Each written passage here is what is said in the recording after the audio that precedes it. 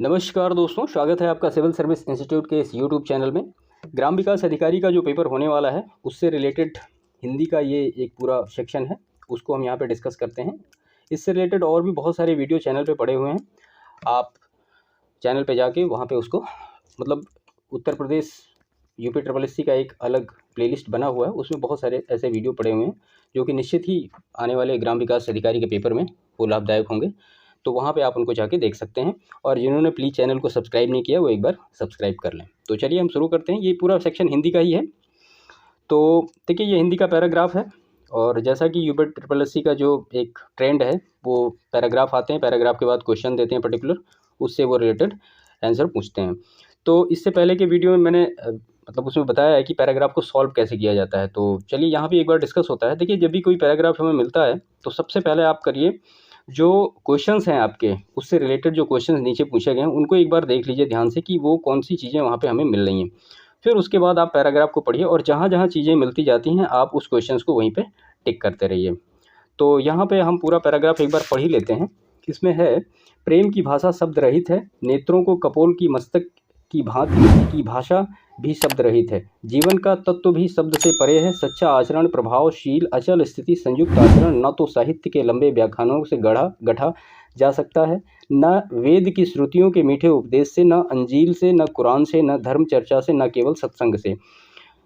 जीवन के अरण्य में घुसे हुए पुरुष के हृदय पर प्रकृति और मनुष्य के जीवन के मौन व्याख्यानों के यत्न से सुनार के छोटे हथौड़े की मंद मंद चोटों की तरह आचरण का रूप प्रत्यक्ष होता है। तो ये तो हमारा पैराग्राफ है, इससे रिलेटेड क्वेश्चन है। ये थोड़ा सा ब्लर हो गया है, मैं आपको यहाँ पे बताता हूँ इसमें पूछा क्या गया है। तो इसमें पूछा गया कि प्रेम की भाषा क्या है। तो इसमें ऑप्शन नंबर ए है अर्थ रहित, दूसरा ऑप्शन दिया गया है भाव रहित, तीसरा ऑप्शन जो हमें दिया गया है ज्ञान रहित, और चौथा ऑप्शन जो दिया गया है शब्द रहित। तो यहाँ पे जो अगर आप पैराग्राफ पढ़ेंगे तो सबसे ऊपर ही आपको मिलेगा, यहाँ पे देखिए लिखा ना, ये प्रेम की भाषा कैसी है, शब्द रहित है। तो यहाँ पे पहले क्वेश्चन का आंसर हो जाएगा हमारा प्रेम की भाषा शब्द रहित है। चलिए, तो ये हो जाएगा प्रेम की भाषा कैसी है, शब्द रहित। यहाँ पे शब्द रहित है, थोड़ा ब्लर हुआ है, ठीक है। इसके बाद दूसरा हमारा जो क्वेश्चन है 152, इसमें लिखा गया है अरण्य का शाब्दिक अर्थ क्या होता है। तो अरण्य का मतलब होता है जंगल, ये ऑप्शन यहाँ पे ये है जंगल, ठीक है। और इसका पहला ऑप्शन था वृक्ष, दूसरा ऑप्शन ये उपवन है, और यहाँ पे है पुष्प। तो अरण्य का सही मतलब होता है जंगल। तीसरा जो क्वेश्चन इससे रिलेटेड हमें दिया गया था वो है यत्न से आशय क्या है। तो यत्न से आशय होता है प्रयास, ये प्रयास लिखा गया है, ये यहाँ पे भाषण लिखा गया है, ये लिखा गया है रत्न, और ये लिखा गया है परिश्रम, ठीक है। तो यहाँ यत्न से आशय क्या है, प्रयास का आशय है। नेक्स्ट क्वेश्चन है क्वेश्चन नंबर 154, गद्यांश में किसकी महिमा का वर्णन किया गया है। तो गद्यांश में आचरण की महिमा का वर्णन किया गया है। गद्य के अनुसार सच्चा आचरण प्रभावशील अचल स्थिति तथा संयुक्त आचरण का वर्णन करता है। चलिए, इसके बाद इसका जो पैराग्राफ है इसका लास्ट क्वेश्चन था, गद्यांश का उपयुक्त शीर्षक क्या होगा। तो गद्यांश का उपयुक्त शीर्षक क्या है, सच्चा आचरण। सच्चा आचरण होगा, क्योंकि गद्यांश में सच्चे आचरण की महत्ता का वर्णन किया गया है। चलिए, इसके बाद ये नेक्स्ट क्वेश्चन, अब ये पैराग्राफ से रिलेटेड नहीं है। शासकीय पत्र के संदर्भ में कौन सा कथन गलत है। तो इसमें ऑप्शन दिया है पत्र के सबसे ऊपर पत्र संख्या लिखते हैं, बी है पत्र संख्या के ऊपर तिथि लिखी जाती है, पत्र के बाईं ओर सेवा में लिखा जाता है, संबोधन महोदय बाईं ओर लिखा जाता है। तो यहाँ पे ऑप्शन बी जो है ये सही नहीं है, पत्र संख्या के ऊपर तिथि लिखी जाती है, पत्र संख्या के ऊपर तिथि नहीं लिखी जाती है, सबसे पहले पत्र के ऊपर पत्र संख्या लिखते हैं। तो 156 ये जो क्वेश्चन है इसका बी ऑप्शन करेक्ट होगा, वो गलत है। ये क्वेश्चन यहाँ पे है, यदि कोई पत्र सभी संबद्ध कार्यालयों को प्रेषित किया जाता है तो उसे क्या कहते हैं। तो ऐसे पत्र को क्या कहते हैं, परिपत्र। देखिए, यदि कोई पत्र सभी संबद्ध कार्यालयों को प्रेषित किया जाता है तो उसे क्या कहते हैं, परिपत्र कहा जाता है।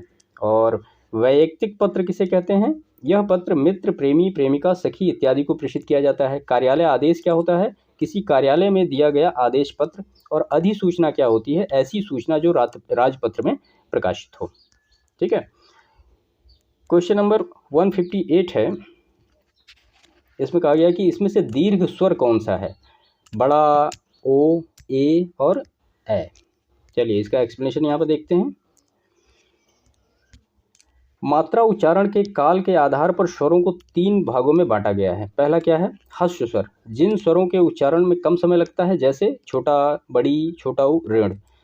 दूसरा है दीर्घ स्वर, जिन स्वरों के उच्चारण में ह्रस्व स्वर से अधिक समय लगता है, जैसे बड़ा, बड़ी, बड़ा ऊ। उसके बाद है तीसरा क्या है? प्लुत स्वर। प्लुत स्वर क्या होता है? जिनके उच्चारण में दीर्घ स्वर से अधिक समय लगता है, जैसे एक, किसी को पुकारने के लिए या नाटक के संवाद में प्रयुक्त होता है, जैसे ओम। नोट, संयुक्त स्वर क्या क्या होते हैं? ए, ओ और औ। तो यहाँ पे इसका जो सही उत्तर होगा वो होगा बड़ा आ। दीर्घ स्वर कौन सा है? ये बड़ा आ यहाँ पे दीर्घ स्वर है।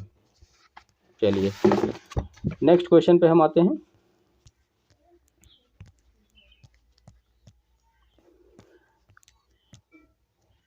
निम्न में से अंतस्थ व्यंजन कौन सा है? इसमें से पूछा गया कि अंतस्थ व्यंजन कौन सा है। तो यहाँ पे यह जो है ये अंतस्थ व्यंजन है। चलिए इसका क्लासिफिकेशन देखते हैं। अंतस्थ व्यंजन होते कौन कौन से हैं? या होता है, र होता है, ला होता है और वा होता है। संयुक्त व्यंजन कौन कौन से होते हैं? श, ये का और श के मेल से बनता है। त्र, ता और रा के मेल से बनता है। ज्ञा, जा और इया के मेल से बनता है। श्र, शा और रा के मेल से बनता है। ऊष्म व्यंजन कौन कौन से होते हैं? बड़ा शा, ये वाला शा, छोटा शा और हा। कंठ वर्ण कौन से होते हैं? क, ख, ग, घ और अंग। उसके बाद तालु वर्ण कौन से हैं?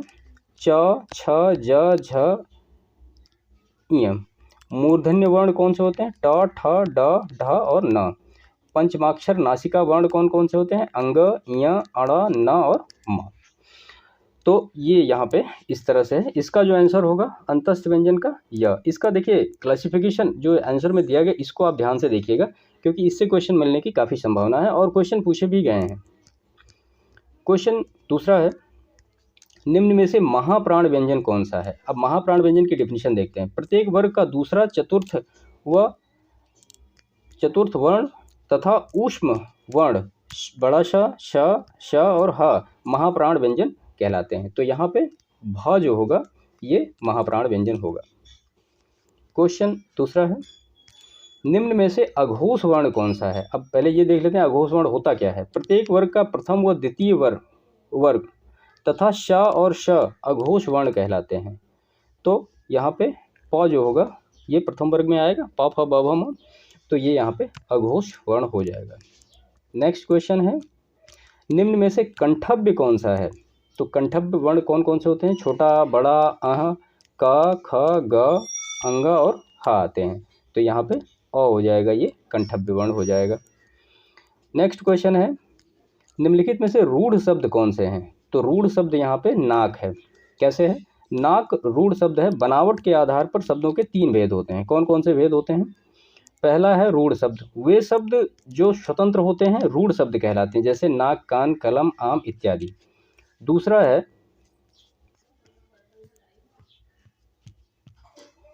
है यौगिक शब्द, जो शब्द योग से बनते हैं उन्हें यौगिक शब्द कहते हैं, जैसे छात्रावास, विद्यार्थी, दूध वाला, घुड़सवार इत्यादि।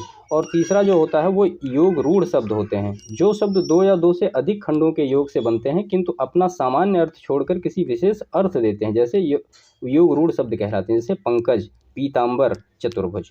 ठीक है, तो ये पूरी क्लासिफिकेशन आपको यहाँ पे मिल गई होगी। तो इस हिसाब से नाक क्या होगा? वो रूढ़ शब्द होगा। नेक्स्ट क्वेश्चन है, रत्नाकर का संधि विच्छेद क्या होगा? देखिए रत्नाकर का संधि विच्छेद होगा रत्न प्लस आकर, इसका संधि विच्छेद होगा। कौन सी संधि है ये दीर्घ स्वर संधि का उदाहरण है। दीर्घ स्वर संधि का उदाहरण है। प्रतिमान में कौन सा समास है? तो प्रतिमान में अव्ययी भाव समास है, क्योंकि प्रति अव्यय शब्द है। परिक्रमा में उपसर्ग पूछा गया है। देखिए उपसर्ग का मतलब क्या होता है कि जो पहले जुड़ता है, और प्रत्यय का मतलब क्या होता है जो बाद में जुड़ता है। तो परिक्रमा में उपसर्ग क्या है? परि। ठीक है, यहाँ यही सारी चीज़ें लिखेगी कि मतलब उपसर्ग का मतलब पहले जुड़ना और प्रत्यय का मतलब बाद में जुड़ना। तो यहाँ पे ऑप्शन डी इसका करेक्ट ऑप्शन होगा। भलाई में प्रत्यय पूछा गया है। अब यहाँ पे प्रत्यय पूछा गया कि क्या है?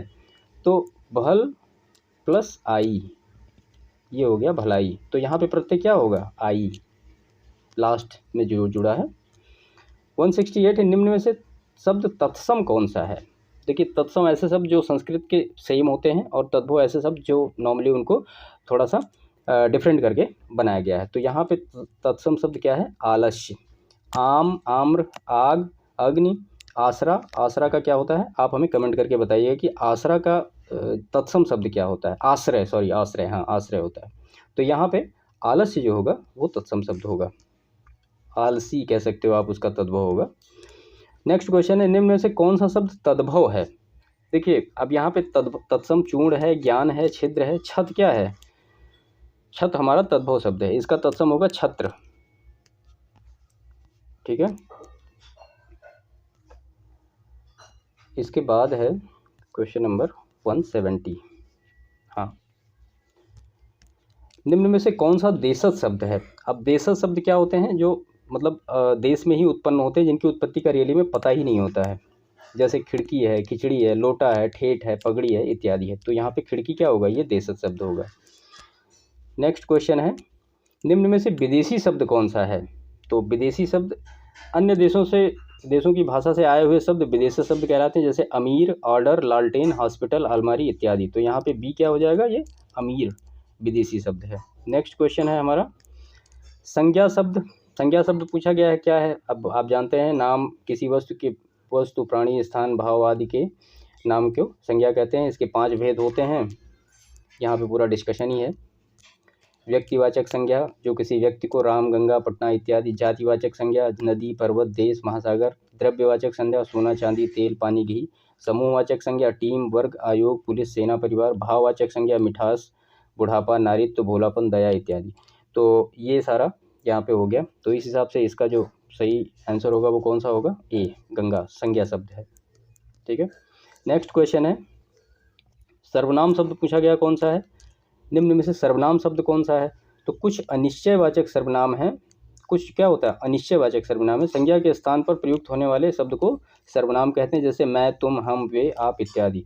अब सर्वनाम के कितने भेद होते हैं, चलिए ये भी यहीं देख लेते हैं। 6 भेद होते हैं। तो इसमें पहला है पुरुषवाचक सर्वनाम, क्या है, उत्तम पुरुष, मैं, हम, मैंने, हमको, मुझे, मुझको, मेरा। बी है मध्यम पुरुष, तू, तुम, तुमको, आपको आदि। सी है अन्य पुरुष, वह, वे, उन, उनको, उन्हें आदि। दूसरा है निश्चयवाचक सर्वनाम, यह, वह, वे, ये आदि। अनिश्चयवाचक सर्वनाम क्या होते हैं, कुछ, कोई आदि। संबंधवाचक सर्वनाम क्या होते हैं, जो, सो इत्यादि। प्रश्नवाचक सर्वनाम क्या होते हैं, कौन, क्या आदि। और निजवाचक सर्वनाम क्या होते हैं, आप, स्वतः, स्वयं और आदि। ठीक है, तो ये एक्सप्लेनेशन आपके लिए काफ़ी इंपॉर्टेंट है। यहाँ पे क्वेश्चन आए ना आए, लेकिन इस एक्सप्लेनेशन से आपको क्वेश्चन जरूर मिलने ही मिलने हैं। नेक्स्ट क्वेश्चन हम देखते हैं, निम्न में से विशेषण शब्द है। अब इसमें से पूछा गया है कि विशेषण शब्द क्या है। बुढ़ापा, दौड़, क्रोध और शांत।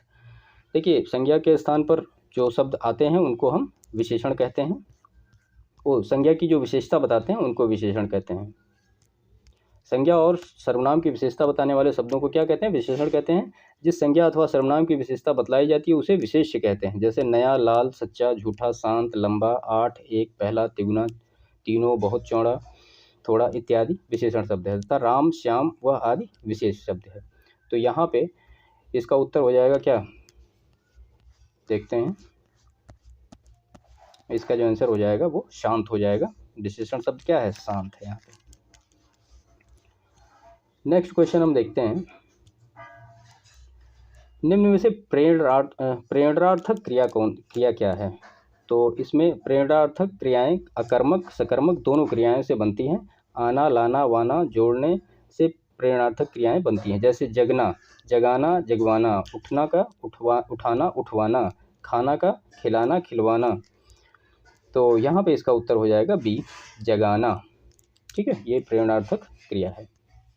नेक्स्ट हम देखते हैं, निम्न में से अव्यय है ऐसे शब्द जिनमें लिंग, वचन, पुरुष, कारक आदि के कारण कोई विकार नहीं आता है, अव्यय कहलाते हैं। जैसे आह, हाय, वाह, शाबाश, हाँ, किंतु, जब, तब, अंत इत्यादि। तो यहाँ पे इसका उत्तर जो सही होगा वो होगा आह। ठीक है, अव्यय शब्द है आह। नेक्स्ट क्वेश्चन है आँख का पर्यायवाची क्या है। अब आँख का पर्यायवाची क्या है, ये लोचन होगा। आँख के पर्यायवाची और भी देख लेते हैं, लोचन, चक्षु, नयन, दृग, नेत्र, अक्ष इत्यादि।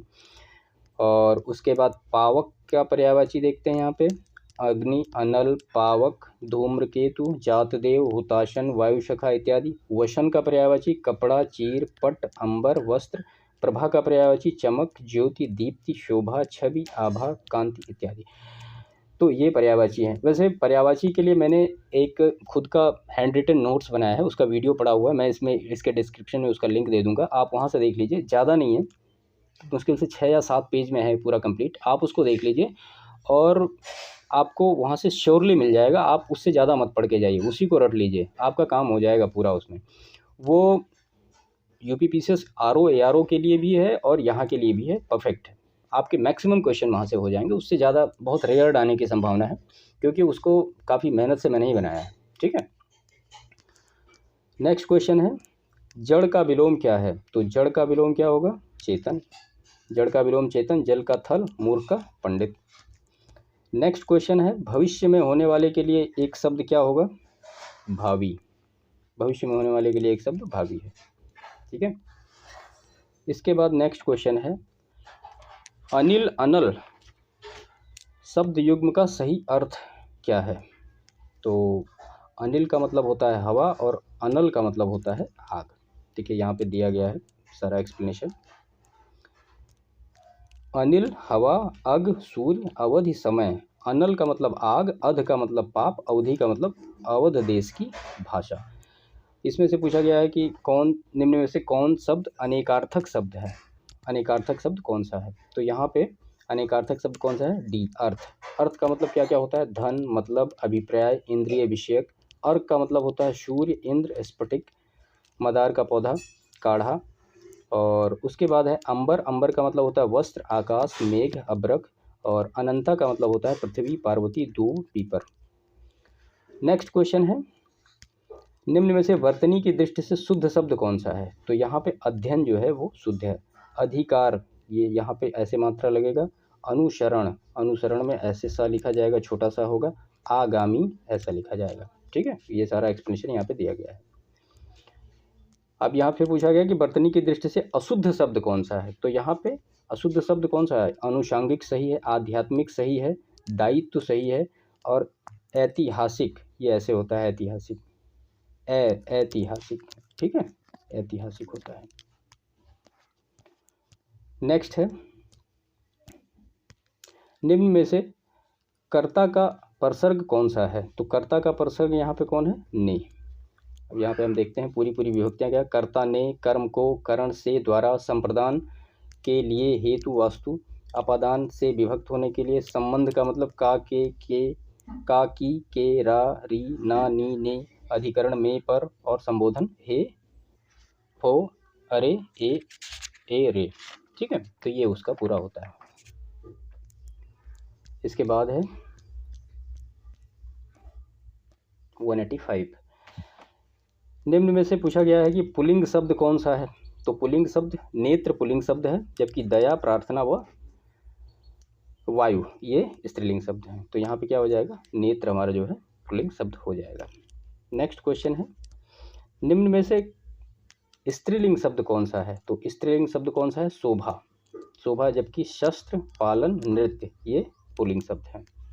नेक्स्ट क्वेश्चन है किसका प्रयोग सदैव एक वचन में होता है। तो सदैव एक वचन में प्रत्येक का प्रयोग होता है। नदियाँ, साधु, साधुओं, घरों, लेकिन प्रत्येक को सिर्फ प्रत्येक ही कहा जाएगा। 188 है निम्न में से वर्तमान काल का उदाहरण कौन सा है। तो वर्तमान काल का उदाहरण क्या है, वह जाता है। उसने पढ़ा था, ये भूतकाल हो गया। वह पुस्तक पढ़ेगा, भविष्य काल। वह जाता है, वर्तमान काल। वह खेल रहा था, मतलब भूतकाल। ठीक है, निम्न में से कर्मवाच्य का उदाहरण कौन सा है। तो कर्मवाच्य का उदाहरण यहाँ पे है पत्र लिखा जाता है। यहाँ पे एक्सप्लेनेशन देख लेते हैं कौन कौन से वाक्य कैसे कैसे हैं। पत्र लिखा जाता है, ये कर्मवाच्य। राम पुस्तक पढ़ता है, ये कृतवाच्य। सीता पत्र लिखती है, ये कृतवाच्य। और मुझे बैठा नहीं जाता, ये भाववाच्य है। नेक्स्ट है 190। निम्न में से कौन सा वाक्य सरल वाक्य नहीं है। तो जाहिर सी बात है सरल वाक्य जिसमें जिन वाक्यों में केवल एक ही उद्देश्य से एक ही विधेय होता है उनको सरल वाक्य कहते हैं। चलिए इनका एक्सप्लेनेशन यहाँ पे देख लेते हैं हम क्या है। रचना के आधार पर वाक्य कितने प्रकार के होते हैं? 3 प्रकार के होते हैं। ठीक है, सरल वाक्य क्या होते हैं? जिन वाक्यों में केवल एक ही उद्देश्य और एक ही विधेय होता है सरल वाक्य कहलाते हैं। जैसे लड़का दौड़ता है, बंदर पेड़ पर चढ़ रहे थे, मैंने लड़कों को बुलाया। दूसरा होता है संयुक्त वाक्य। क्या होते हैं? जिन वाक्यों में 2 या 2 से अधिक सरल वाक्य योजकों द्वारा जुड़े हों संयुक्त वाक्य कहलाते हैं। जैसे उसने परिश्रम किया किंतु उसे सफलता नहीं मिली। अब योजक चिन्ह कौन कौन से हैं? और, फिर भी, नहीं तो, किंतु, अतः, अथा, परंतु, किंतु इत्यादि। तीसरा है मिश्र वाक्य। जिन वाक्यों में एक मुख्य उपवाक्य हो और अन्य आश्रित गौण उपवाक्य हो उन्हें मिश्र वाक्य कहते हैं। जैसे मैं जानता हूँ कि तुम्हारे पास किताब नहीं है, इस मेले का उद्देश्य है कि व्यापार में वृद्धि हो। तो आपको मुझे लगता है सारी चीज़ें इसमें क्लियर हो गई होंगी। तो इसके हिसाब से 190 का सही उत्तर क्या होगा? सरल वाक्य नहीं है तो ये जुड़ा हुआ जो वाक्य है ये सरल वाक्य नहीं, बाकी सारे सरल वाक्य ही हैं। नेक्स्ट क्वेश्चन हम देखते हैं। मैंने यह काम कर लेना चाहिए वाक्य में अशुद्ध अंश है। अब इसमें अशुद्ध अंश क्या है? इसमें अशुद्ध अंश है मैंने, यहाँ पर होना चाहिए मुझे। वाक्य में पुरुष संबंधी अशुद्धि है। वाक्य में अशुद्ध शब्द मैंने है जिसकी जगह मुझे होना चाहिए। ठीक है। अल्प विराम का चिन्ह क्या होता है? तो अल्प विराम का चिन्ह क्या होता है? ये है अल्प विराम। पूर्ण विराम का चिन्ह ये है, ये देखिए पूर्ण विराम है। अर्ध विराम का ये है और ये पावर ऑफ एक्सक्लेमेनेशन है। विस्मय विराम जिसको कहते हैं वो यहाँ पर ये है। विस्मय विराम का चिन्ह ऐसा होता है, उद्धरण चिन्ह ऐसे होते हैं और त्रुटि विराम के चिन्ह ऐसे होते हैं। नेक्स्ट है अंग अंग फूले न समाना मुहावरे का सही अर्थ क्या है? बहुत आनंदित होना। अंग अंग फूले न समाना, बहुत आनंदित होना। आँख दिखाना मतलब क्रोध या गुस्सा प्रकट करना। अंगारों पर पैर रखना, जो मुसीबत मोल लेना। गोबर गणेश मूर्ख बुद्धू निकम्मा होता है। ये क्वेश्चन नंबर 194 है। मतलब एक अलग इसमें है।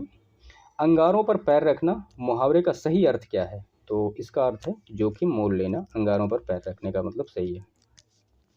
नेक्स्ट क्वेश्चन है हमारा, होनहार बिरवान के होत चीकने पात लोकोक्ति का सही अर्थ क्या है?